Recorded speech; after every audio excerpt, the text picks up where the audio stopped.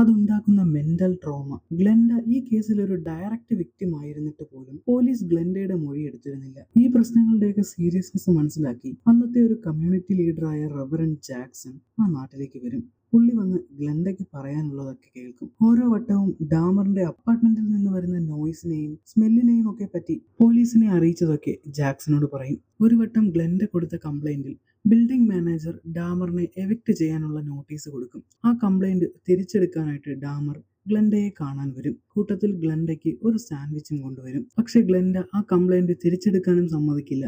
ആ സാൻഡ്വിച്ചും കഴിക്കില്ല. അവർ കഴിക്കാഞ്ഞത് എന്തായാലും ഭാഗ്യം, കാരണം അതിലെന്ത് മീറ്റാണെന്ന് പോലും അറിയില്ല. ഇതെല്ലാം റെവറൻഡ് ജാക്സൺ കേൾക്കും. എന്നിട്ട് ഗ്ലെൻഡയോട് പറയും, ഇതൊരു മാരത്തോൺ ആണ്, നമ്മുടെ അവകാശങ്ങൾ നേടിയെടുക്കാനുള്ള മാരത്തോൺ. അതിന്റെ ആദ്യത്തെ സ്റ്റെപ്പായിട്ട് ആ 14 വയസ്സുള്ള പയ്യന്റെ മരണത്തിന് കാരണക്കാരായ ആ 2 പോലീസുകാരെയും സസ്പെൻഡ് ചെയ്യാനുള്ള നീക്കങ്ങൾ നാളെ ചെയ്യുമെന്ന് ഗ്ലെൻഡയോട് റെവറൻഡ് പറയും.